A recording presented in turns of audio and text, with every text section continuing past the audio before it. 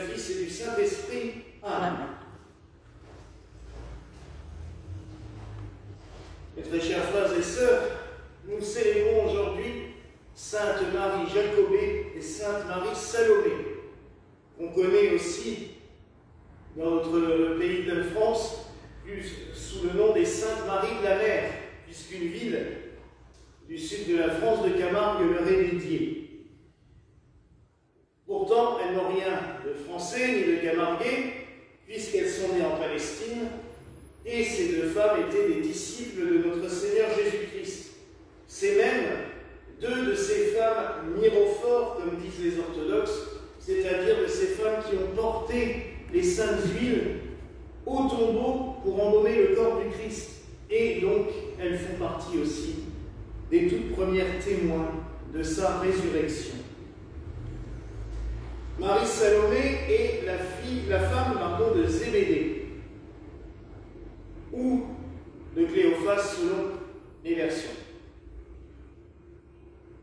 Elle est la mère de Jacques et de Jean. Saint Jacques le Majeur et Saint Jean, les apôtres du Christ.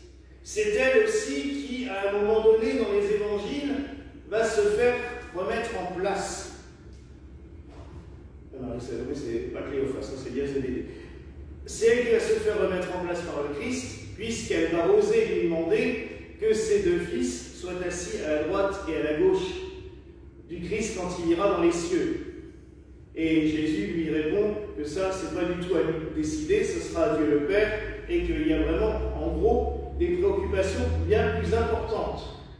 Néanmoins, elle sera une des disciples proches du Christ. Marie Cléophas, ou Marie Jacobée, est la mère de Jacques le Mineur.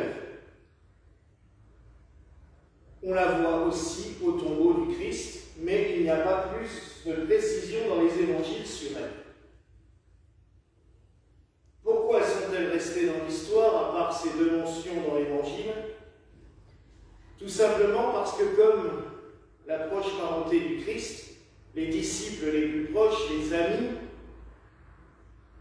après l'Ascension et la Pentecôte, la persécution sur les chrétiens, les nouveaux chrétiens, est devenue très vigoureuse, très forte à Jérusalem. Les apôtres, se sont répandus dans le monde entier, mais la proche parenté, les amis du Christ, sont restés là, vivre à Jérusalem, là où il avait vécu, essayant d'entretenir le souvenir, vivant les préceptes des évangiles, mais le peuple hébreu, à l'époque, en a pris très vite ombrage, et ils ont mis tout ce petit monde sur un bateau que l'on dit sans voile. Ça, nous n'en avons aucune certitude.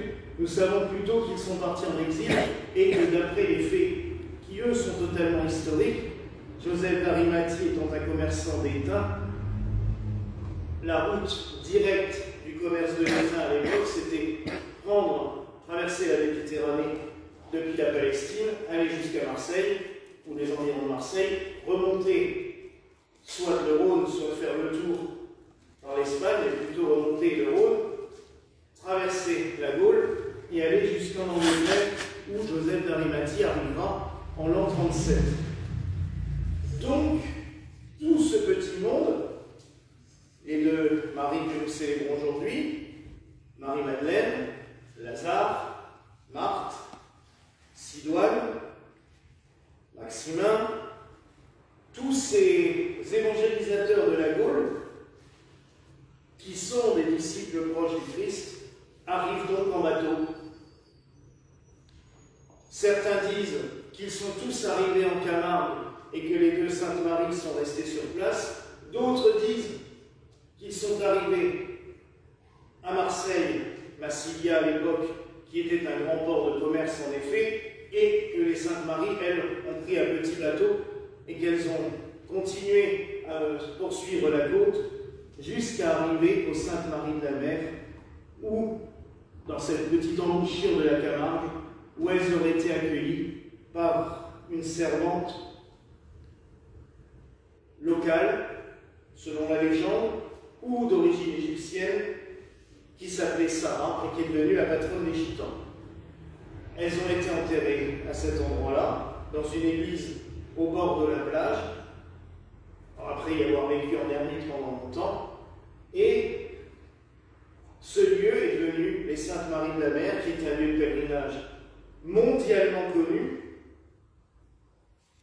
par les chrétiens en général, et tout particulièrement par la communauté des gens du voyage, le peuple vivant, les Gitans, qui y sont réunis d'ailleurs depuis 2 jours. Hier, ils ont fêté Sainte Sarah, et aujourd'hui, ils célèbrent les Saintes Maries. Leurs corps sont conservés dans 2 chasses qui sont dans une chapelle haute de l'église et qui sont descendues tous les ans pour la fête et qui sont portées en procession avec les statues des saints dans un grand bateau, et elles sont emmenées jusqu'à la mer. Je trouve toujours cela émouvant de penser que la Gaule, la France, a été évangélisée par des disciples proches du Christ, des apôtres. Mais il y a ça pour d'autres pays, et je pense particulièrement à l'Inde, puisque saint Thomas a évangélisé l'Inde, et il est toujours enterré à Madras. Et ainsi, on se retrouve quand même avec de nombreux pays qui ont eu le message du Christ, j'allais dire, le plus pur, le plus original. Tout de suite, après la mort du Christ, son message se répandit. Sans altération, sans violence non plus, puisqu'on sait que l'évangélisation, bien plus tard, à bout de fusil ou de baïonnette, n'était pas franchement ce qu'il y a de plus efficace, et que ça causait beaucoup plus de mal que de bien. Tandis que là, l'évangélisation faite par les premiers disciples, elle s'est faite naturellement. Ils sont partis, ils ont prêché, ils ont souvent été martyrisés, mais le message qu'ils ont laissé est resté, et il s'est développé, et il a grandi. Tout cela comment? Par la force du Saint-Esprit, que nous invoquons particulièrement cette semaine, puisque nous nous préparons à la Pentecôte, et que nous supplions justement le Seigneur de nous envoyer l'Esprit Saint, le Paraclet. L'Esprit Saint. Comment expliquer cette force divine, parce que il n'y a pas d'autre mot, cette force divine, à part comme un élan d'amour, un élan d'inspiration, un moteur. Je connaissais un pasteur qui disait que c'était un GPS pour l'âme, parce qu'il guide l'âme, il lui dit où elle doit aller, ce qu'elle doit faire, comment elle doit avancer. Comment les disciples à l'époque, comme les Saintes Marie, Marie-Madeleine, Marthe, auraient pu trouver l'aspiration en se retrouvant exilés dans un pays à des milliers de kilomètres de chez eux, ne parlant pas la langue, parce que parler l'araméen dans le sud de la France à l'époque, on ne parlait pas encore le français, mais pour se comprendre, mais ils y arrivaient. Ils arrivaient à communiquer. Je rappelle quand même qu'un des dons du Saint-Esprit à la Pentecôte, c'était le don des langues, justement. Que chacun parlait dans sa propre langue et qu'il était compris par les autres.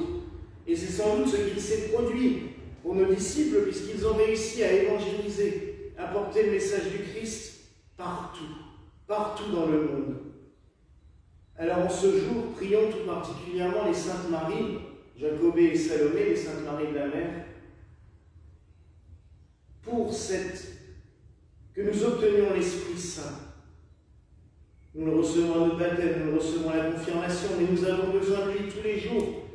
Et je dirais que nous sommes invités tous les jours à vivre une Pentecôte d'amour, pour avoir cette force, pour continuer à parler du Christ, à le prier, à vivre avec lui, et surtout à transmettre aux autres. Enfin, je rappellerai que cette messe, comme celle de hier en l'honneur de Sainte Sarah, est dédiée à la petite Jules, qui est gravement malade, qui a été présentée ici devant l'hôtel de Saint-Joseph il y a quelques semaines, et qui est aux Saintes Maries aujourd'hui, hier et aujourd'hui. Elle a été présentée hier dans l'église. On lui a mis sur les épaules le manteau de Sainte Sarah pour qu'elle obtienne la guérison. Aujourd'hui, elle participe aussi à la procession des Saintes Maries. Prions tout particulièrement le Seigneur par l'intercession de ses saints, afin qu'elle lui obtienne la guérison. Et prions aussi par l'intercession de Saint Joseph. Donc encore aujourd'hui, nous lui offrons cette messe. Voilà mes frères et sœurs, la grâce que je nous souhaite en ce soir au nom du Père, du Fils et du